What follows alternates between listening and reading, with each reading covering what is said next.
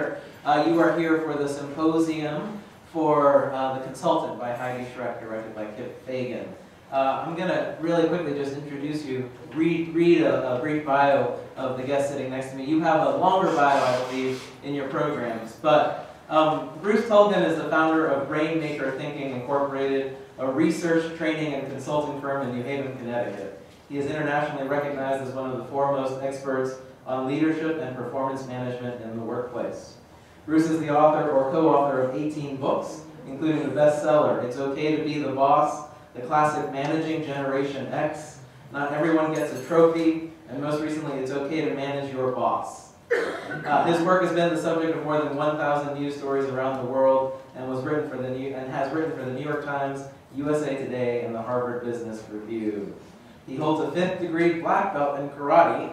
His wife, Debbie Applegate, won the 2007 Pulitzer Prize for her book, The Most Famous Man in America, about the 19th century minister Henry Ward Beecher. So thank you, Bruce, for joining us. Thank you. Does anyone here know Debbie? Do you guys know Debbie, my wife? So we live in New Haven. We've lived in New Haven for 20-something years. And, but don't get confused because her last name is different. Her last name is Applegate. We have different last names because I kept my maiden name. Anyway, we've seen many of you here at Long Wharf many times. Thank you. So thanks for having me. No, thanks for coming.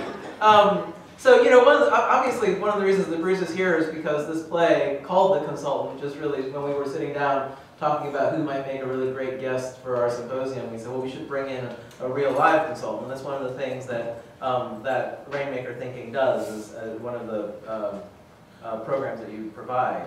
That's why I wore a tie. Yeah.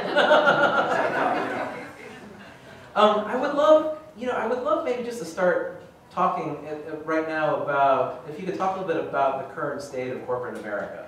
I think one of the things that this play is, obviously it's set during just at the sort of pinnacle of the recession. And that's the milieu that these characters in Heidi's play are existing in. And I wonder if you could talk a little bit about where we are now. Yeah, I mean, just for a little perspective, just so you know what we do, we've been doing research on the front lines of the workplace for 20 years. So we're primarily a research company.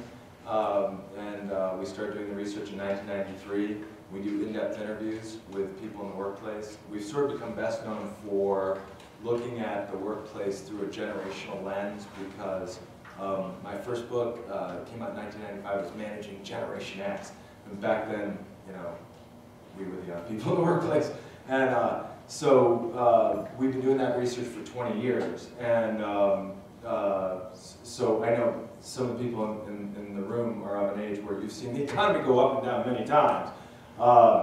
Me just once.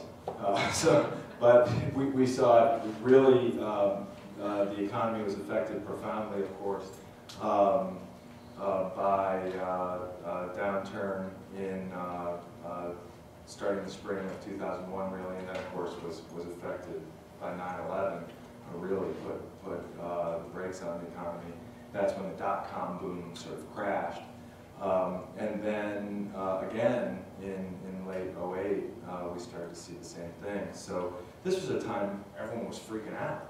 I mean, so what was different about that, and again, I've only been doing this for 20 years, but just long enough to see, like, wow, I mean, people were thinking,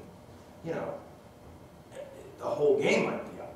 People were talking to me about their plans for a post-carbon economy, right? Like, people who do what I do were talking about, well, what about a book about how to hunt squirrel in your backyard, right? So, people were really scared, right? And so, one of the things I found interesting about the play is, if you were looking at the play through the lens of what was going on then I think you might have experienced the play in a slightly different way, right? That wasn't so explicit in the actual text of the play. But can you talk more about that? Like, sort of what was, so what was happening in corporate America at this period of time, just in terms of layoffs, the challenges that each of these companies were facing, the sort of cascade effect? Right. So if you look at sort of the 20-year stories, globalization and technology, the world is becoming highly interconnected, rapidly changing, fiercely competitive, knowledge-driven. Resources are becoming fundamentally unpredictable. Resource needs, and organizations are scrambling to move resources out of cooling off market segments, to move resources into heating up market segments. They're trying to make and unmake new business combinations. They're trying to fire people quickly, hire people quickly, implement new technologies and streamline operations. And this has been going on for 20 years. And what happened in 06, 07, 08, our clients, just people I know who were senior level people in the world of finance were saying, this whole subprime thing, this could be really bad. And they knew. I mean, people were talking about it. But when it happened, I think nobody knew how bad it was going to get. And nobody knew how far the engine was going to just grind to a halt. And again, I mean, I've only been doing this for 20 years, which I'm well aware is not that long in the scheme of things, but it was people were looking for a backup plan, and not like a backup plan, not a normal kind of backup plan, like what if we had, what if we started a religion, here in our backyard and hunted squirrels. I mean, people were talking about that, so maybe that was a little apocalyptic. But from the folks in this office, I didn't tune into the fear quite as much. Yeah. Except knowing when it was supposed to be, so that I was reading it through that lens. Yeah, but your sense is that fear was pervasive in that period. I mean, for most people, it really was. Yeah. One of the things that Heidi, I know, was interested in doing was, she intentionally was exploring the workplace and the impact of the recession on the workplace, and in part, I think, because there's something about this idea of the workplace as being a sort of second home, right? And do you want to talk a little bit about that, about the role of the workplace in our culture? Yeah, I mean, most people, of course, go to work because they have to take care of themselves and their families, and they spend a huge amount of time there. If you have 168 hours in a week, if you sleep 56, that leaves you 112 hours. It takes you time to get back and forth to work.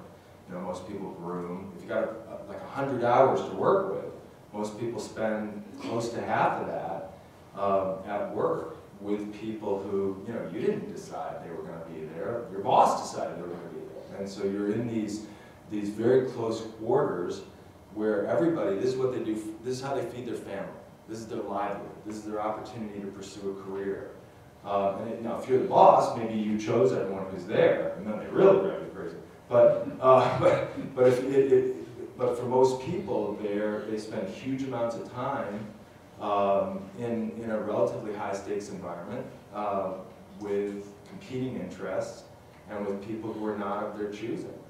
So the workplace is fascinating because the reason I don't have a real job, the reason I do what I do, is because all the animals in that environment are human beings. So they're not machines, they're human beings. And that's what I thought was the underlying theme of this play. I mean, to me, either you're with your family, right, or you're asleep, or you're having leisure, or you're at work. And so, this was a workplace drama. To me, Moby Dick is a workplace drama. Right? And that's what those guys do for a living. They go after whales. So, to me, Ahab is just like this wacky boss. We were talking a little bit earlier just about we were having a conversation about the way that the workplace might have evolved over the last, the last 20 years in particular, we were talking about this idea of stakes that you just mentioned, right? And whether or not, and perhaps even if so, why it is that it seems like the stakes within the workplace in contemporary America have changed or evolved since even mid-century, mid-20th century. Yeah, I mean, it was, look, it's never been the case that everybody paid their dues, climbed the ladder, did as they were told, and the system took care of them in the long term. it's not like everybody had job security before 1980 or 1975 or whenever you put the shift in the from after the post-war economy. But that was the default presumption. You know, if you were a success-minded person, you figured, hey, you know, I'm a self-starting high performer. I'm going to go work for someone. I'm going to hitch my wagon to the start of an established organization. I'm going to pay my dues. I'm going to climb the ladder. I'm going to do as I'm told. I'm not going to make demands of my boss on day one. Right? I'm going to wait for my boss to notice me. I'm going to wait for the system to take care of me. I'll keep my head down. I'll work hard. I'll make some mistakes. And someone will notice me. And over time, the system will take care of me. That was the default presumption of success. That's what success-minded people did. I think the biggest generational shift in the mindset of the workforce is that the younger the person nowadays, the less that is their default presumption. They just, you know, nobody trusts the system to take care of them in the long term anymore. Least of all the youngest, least experienced people. And if you don't trust the system to take care of you in the long term, you're not willing to make one short-term sacrifice after another. Right? The whole game was based on long-term vesting rewards. Right? Keep your head down, keep your mouth shut, do as you're told. Right? Not, you know, I don't want to work on Thursdays. And I'd like to bring my dog to work. What? You know? So, well, you know what? So people wonder, why do these young people have this attitude? It's because they say, well, wait a minute. You know, I don't buy your long-term promise. Hey, listen, son, you know, here's where you're going to be in 5 years. 10 years, here's where you could be. In 15 years, this is what you get. You know, young people today say, really? Sounds like you're trying to sell me a bridge. And they're onto something.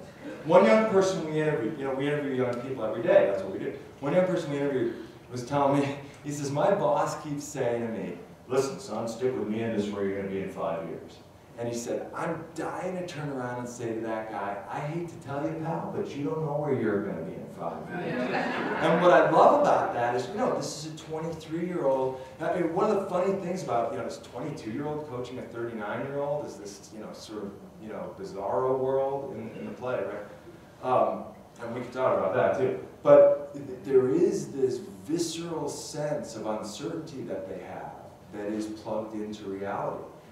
It's not that they're disloyal, it's not that they're impatient. Maybe they're a little disloyal and a little impatient, but it's not that. It's the whole default presumption of success has changed. Right? So no hard feelings, but I don't buy your long-term promise. So what do you have for me today? Can you give us a little context for this conversation around generational, sort of like, what do you mean by that? You know, you got in terms of, I guess, Generation X and so on. Well, so demographers differ about that, the exact parameters of different generations, but typically, right now we're looking at 5 generations in the workplace. The oldest, most experienced people in the workplace today are those born before 1946, those born before the baby boomers, still almost 2% of the workforce. Then you have those born 1946 to 1964, the baby boomers. They're still 34% of the workforce. You have even the Census Bureau now calls Generation X, those born 1965 to 1977, is 28% of the workforce. But 37+% of the workforce was born 1978 and later. Wow. What year were you born? 73. Okay, all right. Sorry. You look I You look great. I should be part of that, but it's right. So, for the baby boomers, I was born in June 1967, the month that Sergeant Pepper was released. Just but you know, the youngest people in the workplace today, right, in North America, the youngest people in the workplace today, are you ready for this? Were born in 1998. With a note from their parents. Right? But still, like, where were you in 1998? I was at one of these talkbacks in this theater, right? They were getting born. Right? So, and one of the things, so demographers talk about the millennials, those born after Generation X, basically. What we have been looking at in our research is people born in, say, 1978. If you went straight through and you were the class of 2000, think about the economy you came into. It was after the go-go 90s, you know, at the peak. Unemployment was at 3.9%. right? The United States was the undisputed superpower reestablishing world hegemony, right? And there was the dot-coms were telling us you could have a magical business model. You don't need services and products, right? And so this, and then the whole thing fell apart. Whereas if you were born in 1990 and you're the class of 2012, right? We've been at war for 11 years, and unemployment is skyrocketing and all that. So we look at the millennials. We split them into two groups, Y and Z. And I think you're seeing a very different mindset among young people today. But what's interesting is it's not that they're saying, you know what I'll do? I'll pay my dues and climb the ladder the old-fashioned way. That's not what they're saying now, because they don't buy the long-term promise. So there is a shift in mindset, but it's not like they're going back to the old way of thinking. Right. So can you talk a little bit more about that distinction between Y and Z? Is that, so does it have to do with the fact that there's a certain portion of Generation Y, or the millennials, that come to age in the aftermath of the recession? Is that? Yeah, I mean, what we're looking at is what is the impact of that economic shift, and what is the impact of having your coming of age years be the 90s as opposed to the 2000s. And it's still a work in progress. Of course, we're just starting to figure this out. Right now, those born 1990 and later are just about 7% of the North American workforce. So we're just starting to explore where they're coming from. The young lady, Amelia, yes, who's 22 in 2009, right? Of course, she's a little bit older than that. She's that Generation Y, who came out and then, everything fell apart even more. So it's a very well placed generational moment. Yeah. But I'm not sure that the story of it is 100% figured out. Yeah. But can you talk about, are there trends that you've noticed? Yeah, of course, the one that everyone talks about in the shift from Y to Z is the ubiquity of handheld computing devices, which is entirely separate from the economy. Right. But one way to think about it is macro factors and micro factors. Right? So if you're an economist, you look at macro factors, micro factors. Macro factors, globalization, technology, the institutions in a state of constant flux, individuals scrambling to take care of themselves, the information tidal wave, the pace of change accelerating. All these macro factors have been accelerating. And an object lesson, a good object lesson of that acceleration would be the ubiquity of handheld computing devices, right? So these young people, that's the micro experience that's affected by these big macro trends. In a nutshell, what you have is a bunch of young people today keeping their cards very close to the vest. And if you're a business owner, I'll tell you the trend that we're working on with our clients right now is what we call pent-up departure demand. And these are all these young people who would really like to leave if they could, and they will as soon as they can. Right? And so they're just waiting. They're just waiting. That, and then the Gen, those are and then we have the Gen Yers. A little bit older are what we call the new young managers in crisis. And the reason is that for a variety of reasons, organizations are putting young people into positions of supervisory responsibility at a younger age than they ever have, with less experience than ever before, with less training than ever before, in charge of more people. Not only that, but people who are in remote locations, people who are working different schedules than they're working, and people who are doing tasks and responsibilities they've never done before. Lower salaries. Yeah, right. So these young people are they say, here are the keys, kid. Best of luck. So we're looking at this dynamic right now. Meanwhile, Gen Xers who are in their 40s now are redefining the prime age workforce, right? Because typically the prime age workforce plays this very important cementing role. Right? They're the people who've been around for a long time, they're not going anywhere, they have some institutional memory, some professional maturity, but okay, we can sort of count on them, we don't have to worry about that. But they're the most insecure too. And now, that's exactly right. So the role of the prime age workforce in the workplace used to be to cement the workforce, but it's Gen Xers now.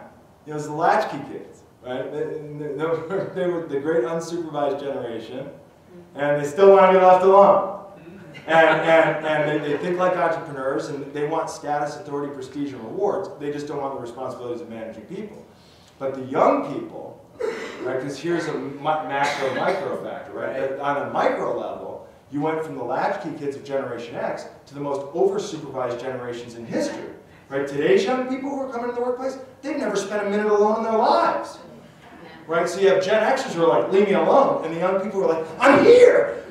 Hi! Remember me from the interview? It's me! I made a list of things we should change about your company. You know, I said, okay, you know, calm down there, kid, you know. But okay, so what is that? And what is that? So it's like almost like a collision of fronts. So what does that do to the workplace? Well, you know, on a strategic level, there are issues for business leaders of staffing strategy, attraction, selection, performance management. You know, there are a lot of strategic level issues. On a day-to-day level, for the people in this room, On a human scale. right? Yeah. For the people in this workplace, you know, it's the regular human dynamics, but it's a diversity issue. You know, it's just we're not used to looking at generational difference in the workplace as a diversity issue, because you think of generational difference and you think, oh yeah, there's a really simple way of sorting that out. We call it the seniority system, and here's how it works. The older, more experienced people are in charge, and that's how it works, right? And you know, it's just that the younger, less experienced people are no longer having it. And so all of a sudden, you got older, more experienced people who are like, oh, I paid my dues and climbed the ladder, son. You know, so now I have seniority. And the young people are saying, yeah, well, I don't buy the long-term reward, so I want to know, what do I get today? And this is a big clash, and it's sort of the elephant in the room in a lot of workplaces right now. Can you talk a little bit about in your work with corporations and as a consultant? Do you find? I wonder if you could talk a little bit about the human dynamics within the workplace, like sort of. What is it? Does it differ from a domestic situation? You know, in terms of the kinds of relationships that we sort of forge in the workplace. Yeah, I mean, it differs because there's a chain of command, and there are explicit authority relationships. Yeah. And not all families have a chain of command. I mean, some do, mine does, but not all families have a chain of command. But you know, in the workplace, you got a boss, and this person has authority in relation to your livelihood and career, right? So one of the things that interests me about the workplace is those power dynamics. And I always say to young people who like don't want a boss, I mean, don't get me wrong, there's people of all ages who are like, I don't need a boss. To which you want to say, oh, well, you know, it's not that this person is superior to you in the eyes of God or something. It's just that, you know, in this company, that's the person in charge, that's their job, and you get paid. And the reason you have to do what they say is because they're paying you. Yeah. It's a transactional relationship. The funny thing is the young people really get the transactional relationship. Oh, okay, that makes sense to them. Right? You tell them, here's why you have to do what you're told, because we're paying. But the baby boomers don't like that. Right? They want them to do it because it's meaningful. Because they're committed. Right? That, you know, baby boomers want you to think like, even if you didn't pay me, I'd keep coming to work. Right? But I'm telling you right now, stop paying them, they'll stop showing up. And in some ways, the biggest difference with the young people is that they're not embarrassed that work is a transactional relationship. They can't imagine it any other way. But now, I was reading somewhere about like a conversation around the millennial generation, and specifically I think the Gen maybe somewhere that Gen Z are just on the edge of that, right? Or in particular, even the generation represented by Amelia. And it was talking about this idea that this generation of workers, they don't place success in a monetary scale in the way that their predecessors, like a Gen X, might have, right? And that more and more it seems, or it's suggested that for them success is in the quality of the impact that they have. What I would say, I mean, what our research shows, because of course my clients immediately come to me, so it turns out we don't have to pay them, they don't care about money. Yeah. So there is this sort of myth that, oh, they don't care about money. They care about money. Believe me, they care about money. But for them, money is a threshold issue, right? So they want to know, I can get paid, working for you, I can get paid what I could get paid working for a comparable employer, basically. And nowadays you can check, right? Okay, you know.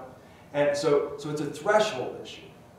And then they care about other things. What are the other things they care about? More control over their own schedule, more control over who they work with, the people they work with, more control over task choice, learning opportunities, and location, and workspace, right? And you know, the people in the room, I bet you're thinking, well, hey, you know, me too. I care about those things too. And so the biggest difference is the expectation. That their expectation is all that stuff should be on the table from day one. I want to be able to negotiate about all that stuff. Right. And where the lack of job security really comes in is they're just not willing, the way many high performers of previous generations would have been willing to make a lot of short-term lifestyle sacrifices because they bought into the long-term promise. But instead, so what I see in the data is that often they're making a very calculated decision that I don't buy the longer term promises, I don't buy the financial promises. And so I'm not going to make these short-term sacrifices on these lifestyle issues. You know, and they don't look at a large established organization and think, you know, where will I fit in your system? They look at a large established organization and they think, I wonder what role you might play in my life story. That's what they think. How do you advise them? That's great. This is a great segue. We're going to move into questions. So the woman in the red sweater here in the center section, and then we'll come to you next. But we'll ask you to use the mic so that everybody can hear. I'm listening to this and I'm wondering what you say to these people. To the younger, less experienced people, or to their bosses? Because I have the great luxury of mostly talking to their bosses. To the people themselves, the ones who are so me-oriented. Yeah, what I tell younger, less experienced people is, you know, if I were in your shoes, I'd show up early and stay late, bend over backwards and jump through hoops, say, sir and ma'am, please and thank you. Set yourself apart in every way you possibly can. Dot your I's, cross your T's, work smarter, faster, and better, and set yourself apart. And so what we advise young people, and we do career seminars for young people, and we call it, it's okay to manage your boss. My wife always says it should be called, it's okay to shut up and do as you're told. If you actually attend the seminar. What I tell young people is there's 4 things you need from your boss. You need clear expectations, you need candid feedback, you need an ongoing conversation about the resources necessary to meet those expectations, and if they're not available, what are you supposed to do? And you need recognition and reward that's in proportion to your contribution. Right? So what I tell young people is you show up a little early, you stay a little late, you bend over backwards, you jump through hoops, you do your job. Guess what you get? You get to keep working here. That's what you get. Why is that different than the past? Well, I'm a little bit old-fashioned in my advice. You are. Right? So that is not the advice many people are giving. Look, there's a lot of people who do what I do, who tell employers, you know, they've always gotten a trophy. So if they show up, you should give them a trophy. And if they show up 15 minutes late, you should give them the trophy that's for being only 15 minutes late. Right? Because all styles are equally valid. Right? Last one in's rotten egg. No, Johnny doesn't like to be the rotten egg. Well, of course not. That's why it's the last one in. Run faster, Johnny! Right? But this is a world in which it's, you know, all styles are equally valid. Everyone gets a trophy. We're all winners. That's very confusing when you get back to planet Earth. Right? So what I think there's a lot of people who are advising employers that they need newfangled solutions. I think there are areas where there are newfangled solutions that are necessary. My view is that what's really gone wrong in the employment of young people is, look, most young people today, they're used to strong adults, right? Parents, teachers, and counselors who build them up and make them better, right? Who've given them structure, who set them up for success. Right? The young people coming into the workplace today are not the latchkey kids. They were not left alone. They were set up for success. So the irony is that we think that they want to be left alone, but in fact, what they respond to is strong leadership.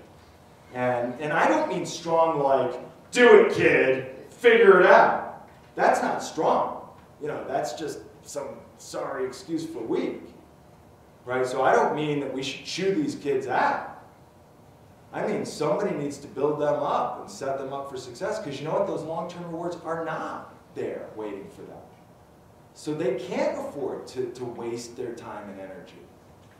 It's only reasonable to say, hey, here's what we need from you today, tomorrow, and this week. Here's what we have for you today, tomorrow, and this week. And for people who are in leadership roles to step up and provide support. So, you know, I thought one of the things that I loved about this play, and I thought was, you know, to me the most compelling thing about it, was that Harold, the boss, where is he? Right? So this is what we call the undermanagement epidemic. Leaders, managers, and supervisors not leading. Where are they? All these people are scrambling to take care of themselves and their families. Right? We want to do more, better, faster. So what we're going to do is find some 22-year-old kid who does ESL to help you. Where's Harold? Where's the boss? He's in his office working. Where are they out here? Well, look, you know, I had a four-star general in the United States Army, we do a lot of work for the Army. A four-star general in the United States Army one time said to me, leaders do two things, son. See, they make decisions and they communicate. Most leaders don't have a whole lot of decision-making power, so all they got to do is communicate. And, you know, where's Harold? Harold's absent. Harold's not guiding, directing, and supporting the people in the play. So Harold never appears, right? The big boss never appears. I think that's, you know. This isn't the workplace. This is out of the office. Well, this is the front hall. Right? Yeah. Waiting area. Yeah, I just got laid, well, not just, but a couple years ago got laid off from a job that I worked 21 years. It was a small business, and my bosses, the company was in Cheshire, and my bosses, both of them, they were brothers, they were co-owners of the business, and they both moved to Florida, and were operating the business from Florida. Coming up to Connecticut for 1 week every month, alternating between the two of them. And actually, it was worse to have them in the office than it was to have them not participating. But what you say about the young people not buying into the long-term promise, I think, has come from the older generations now seeing that those long-term promises are not kept. And no matter how hard you work, how long you work, how many extra hours you put in, if the boss wants to get rid of you, he will. And the kids have seen this. So they do go and they work for the money, and a lot of them do still put their full effort into the job, but not their whole lives into the job. Like I have a son who's in his mid-20s now, and he goes to work every day. He does a great job. His boss loves him. My son would leave that job in a heartbeat if he could find something that he enjoyed more. But he does know that, you know, it's an income. It keeps him going, and he can enjoy his life outside of work now. His whole life is not about work. Whereas I think perhaps even my parents' generation, they're in their 70s now, my dad's whole life was about work. He didn't really have a family life, didn't really spend any time at home with us. It was about going to work and making money. And I think that the young people have it better now because they can have life outside of their job being everything. Well, I do want to say, you know, there's a reason why a lot of leaders and managers are unavailable. You know, of course, some people, you know, they're phoning it in from Florida, of course.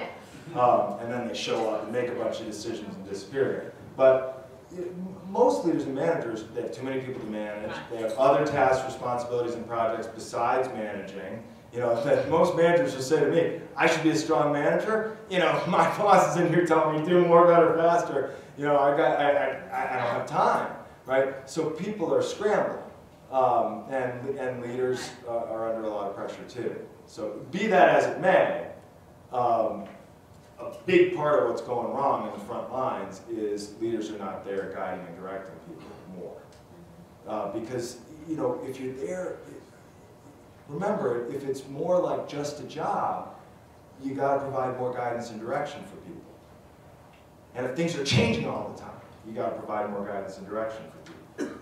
If it's more, better, faster, you got to provide more direction for people. Yes?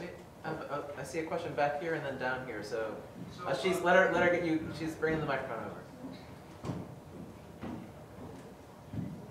So it almost sounds like this is the result of the downsizing that we've had. We've cut out middle management, and maybe we're paying the price for it now.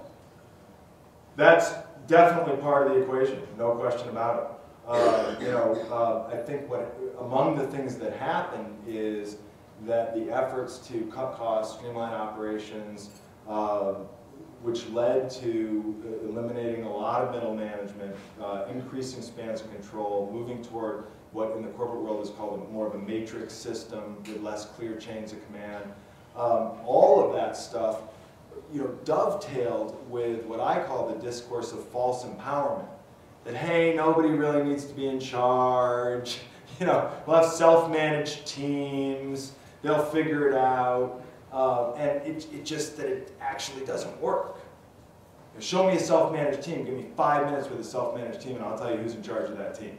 The only question is it the person who should be in charge, or is it a ringleader who has seized control? All right, 1 sec here.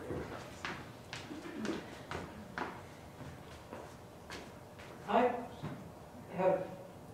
get the feeling that in our business and corporate situations, workplaces, the dynamic and this work psychology that is displayed in this play is, and many of your comments, well, I should turn it into a question, is that also as applicable to the agencies, the service industries that are, instead of doing products and sales, are doing teaching or are doing problem solving with people? Do you have a similar dynamic, or are your generalizations really geared to the corporate world as opposed to the service industry? Well, first, let me just say, you know, in my business, we refer to generalizations as trends. but yes, fair enough. I am making vast generalizations, and there are as many stories as there are people. But you know, we've worked with the YMCA quite a bit over the years, Peace Corps, and you know, we've worked with a lot of mission-driven organizations. And the YMCA is a great example, right? Because you know, people who go work for the YMCA, you don't go work for the YMCA to get rich, right? And yet, you know, it's like clockwork. And by the way, they're like really nice people.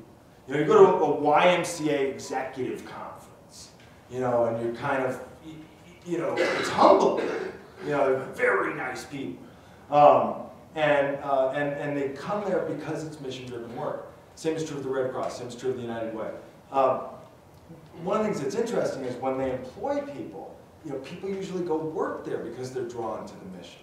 But like day 2, they're saying, now, what do I need to do to get paid more? And this little workspace is okay, but that cubicle over there with a window would be a whole lot better. I'd like to go to this training program. I don't think I can work on Thursdays. And can I bring my dog to work? You know, because all of a sudden, this is now what they're doing for their job. And often, you know, they get to a point where they say, you know, I'm going to get a different job, but I'd like to volunteer at the YMCA on Thursdays. you know, because I'm taking that day off from my other job. So, you know, it is true people come for mission-driven reasons, but very quickly, this is what I'm doing for a living. This is what takes up all my time. This is my scheduling obligation. I hope it wasn't something I said. Thanks for staying. No, that's all right. We have time for maybe one or two more questions. I did see a hand over here, and then all the way in the far left hand, and then we'll come back to you, sir. Is it great? Yes. Can you comment on how significant, what I see sort of as a trend for people who work from home, how significant that is in terms of an impact on the workforce? Yeah, I will tell you, back in the late 90s, the Alliance for Work-Life Balance Professionals asked us to study who were the managers in the real world who were consistently giving employees flexibility. And we found something very powerful there, which is that it was not the pushovers. That the problem with remote location work is not usually the employee who's remotely located. It's the systems and practices and competencies of the leaders to provide them with enough support and manage results. So what we found is, look, anyone who here, what do you think is more important? How much work somebody does and how well they do it, or whether their body is in a certain chair during certain hours of certain days. Which is more important? Right? And yet, if I followed you around in the workplace, I bet I said, oh, what does he think this is, a country club? Oh, he's still not here. Right? Because place and time is easy to see. Right? So I always say place and time is the lazy manager's measure. If somebody's sitting in a certain chair during certain hours, that's the lazy measure. But it takes very hard work to manage results. And so what we see is really good managers, they don't care where you work, they don't care when you work, because they spell out expectations, they break things down, they spell things out, they monitor, measure, and document performance, they keep score. And so if you're getting lots of work done very well, very fast all day long, you know, I don't care where you work, I don't care where you do it, I don't care when you do it. Now, some work is not amenable to that. We do some work for Lockheed Martin, right? They make fighter planes.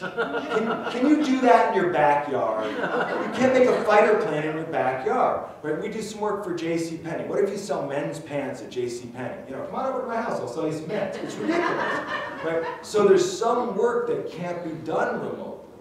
But when there is work that can be done remotely, the key to success or failure is whether the manager can spell out expectations, monitor, measure, and document results sufficiently that it doesn't really matter where and when the person's doing it. And what's great about this, by the way, you know, if you set this up very well and somebody has this kind of flexible arrangement, you know, they'll work double time, triple time, because they don't want anyone to think that they don't deserve it, and they don't want to lose it. But you know, almost always when it's not working, it's because the manager's not making it work. And again, the reason I put all the onus on the manager is because that person has authority in relation to someone else's livelihood. That is a profound responsibility in my view. And with power goes responsibility. And look, you know, a lot is on the employee too. So, but I think the manager has more authority, the manager has more responsibility. All right, so we'll take your last question from you, sir. Or over here. Oh, the second one. There you go.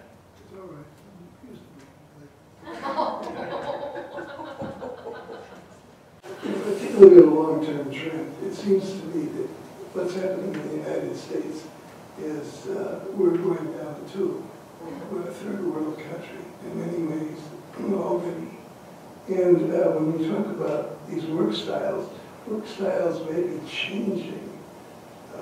I spent my life pretty much in corporate America, except for the last 12 and a half years when I was a consultant, and successful. And but what I saw, or what I see, I should say, in terms of long-term trends, is that we have less and less progress being made here progress is being made in the Far East. And I don't see anything in the horizon today, I'm sorry to say, that I think is going to improve it. I don't see the leadership at the top. I don't see the leadership anywhere in Washington. And a question about the corporations. I want to turn that around. Excuse me. I want to turn that around and ask you that as a question. I made a statement, I realize. But I'd like you to discuss that. Can you discuss that? Well, I'm not an expert on public policy, so I have the luxury of demurring. But what I do is I give advice to leaders and managers of public and private organizations. Really, what they want from me is how do we get more work and better work out of fewer people? How do we keep the best people longer? How do we push the low performers out? That's what my clients want to know from me. And when they ask us to train their employees or their younger, less experienced employees, the good news is what they want us to teach them how to be high performers. They want us to teach them how to succeed in this environment. And the advice that I give young people today is where you probably have your blind spots are in the old-fashioned non-technical skills. But what we find with young people is you don't have to teach them how to keep their technical skills ahead of the obsolescence curve. You don't have to teach them how to look out for themselves, right? And often they're prodigies. I mean, I realize they're still human, but their parents have been trying to create this species of superhuman, right? And you know what I'm talking about, right? And I had this one fellow say to me that his daughter was 50 and she was taking college-level calculus and she played concert violin, but she didn't know how to tie her shoes. And so I was on the edge of my seat because I thought he was giving me a metaphor. And he said, no, really, she doesn't know how to tie her shoes because of Velcro. Because of Velcro, right? So this has become a great metaphor for me. Well, one of the things that we're doing with young people in early career stage roles in our clients is we're teaching them what hiring managers say they're missing. And here's what it is. It's time management, organization, interpersonal communication, problem solving, decision making. So we're doing a lot of that kind of training with young people. And the training we're doing with managers is teaching managers to get back to basics. Teaching managers to, you got to spend time with your people one-on-one. You have to manage like a teacher. And so I don't know, big picture, I don't know. You know, I can say that there's lots of people making lots of money, that's for sure. No question about that. Now, you know, and so there's a huge amount of opportunity out there, and you know, because of the nature of what I do, I'm always focused on the people who have jobs, you know, because that's where I operate. Well, Bruce, thank you so very, very much for spending.